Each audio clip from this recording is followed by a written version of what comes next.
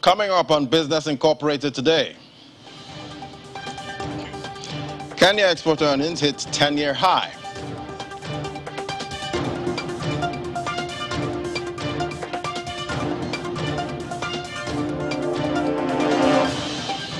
And final draft of Nigeria's startup bill set for September.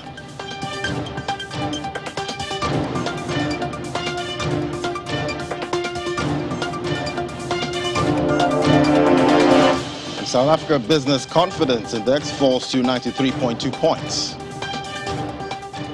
And after the break, our focus will be on the Nigeria startup bill. That's the focus of our conversation. After the break, do stay with us.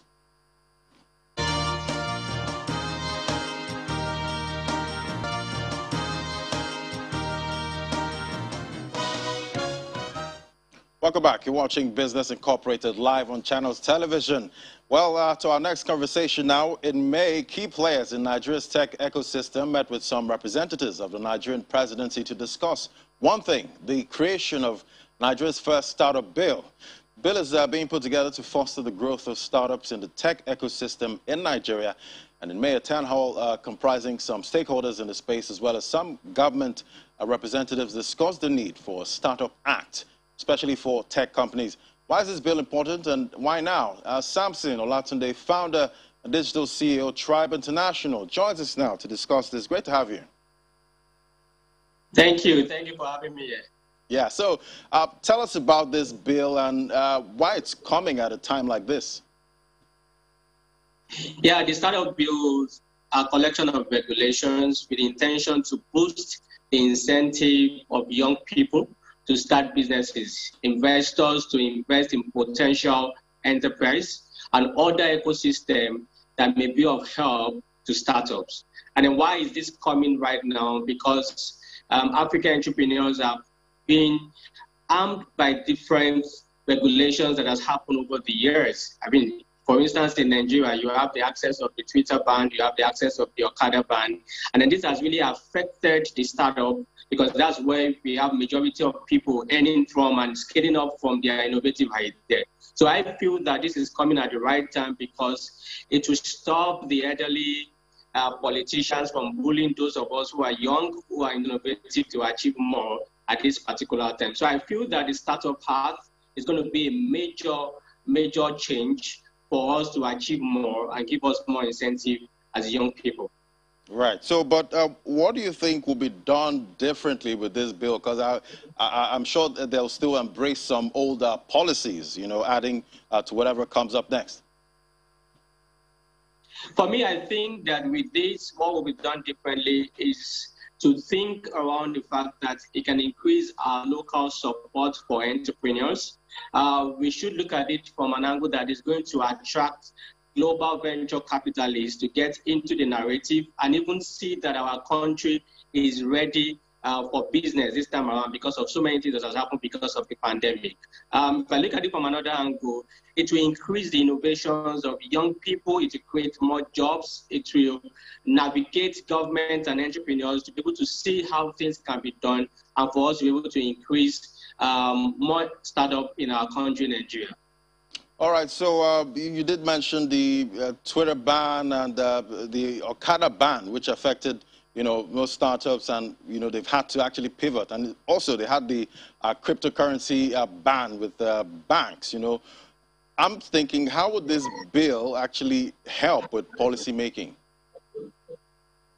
So for me, I think just like every other person is trying to say that we need to review the 1999 Constitution, because that's like a legal framework. And if any decision is going to be made around the startup and we have this framework, I'm sure that the government, they're going to think again, not just coming with the ban of Twitter or Okada of the cryptocurrency and all of that. But if it's a legal framework, it means that they have to call the stakeholders together. They have to have that meeting to discuss about it. I think it's because we don't have a startup bill. That's why you see that the government just come with any policy that affects startup. So with this coming up, it's going to be an advancement to startup, an advancement to stakeholders, an advancement to investors that are even bringing their money to invest into these startups. So I think that it's going to be a win-win and it's going to be something that the government needs to call the stakeholders before even deciding to go through any route of decision they want to go into.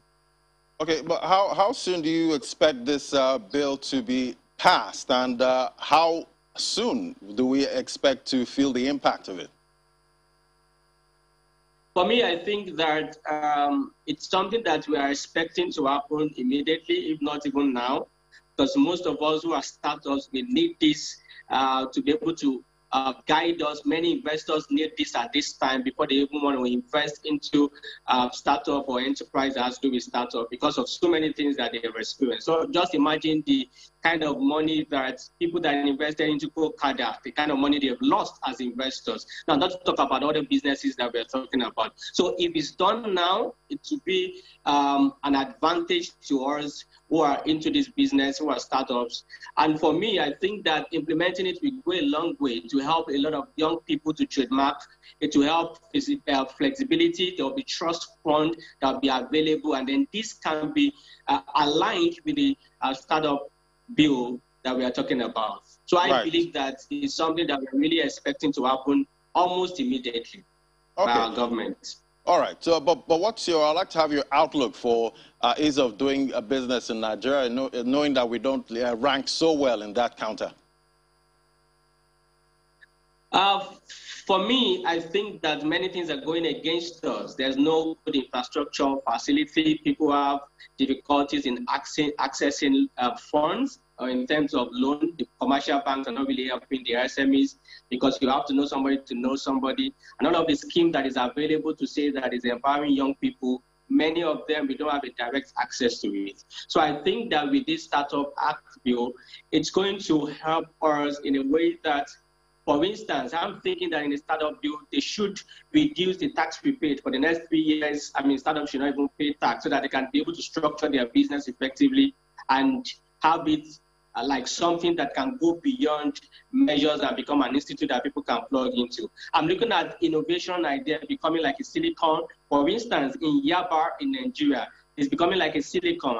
I'm looking at a way where we have access to trust fund that can help and navigate, help scale up what young people are doing in terms of starting their business or running their business as small enterprise in Nigeria. For instance, the procedure by which you are going to trademark your idea, your patent right, national and internationally, should be more seamless. These are the things we feel that should be in the Startup Act, and then it will make it easier. So when we have all of these things, I feel that the ease of doing business will be much more easier for us in Nigeria. Right.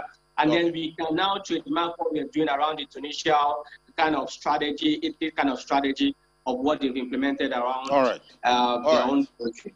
All right, Samson Olatunde, thank you so much. We'll have to leave it there.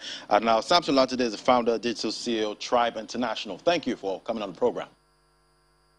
Thank you for having me.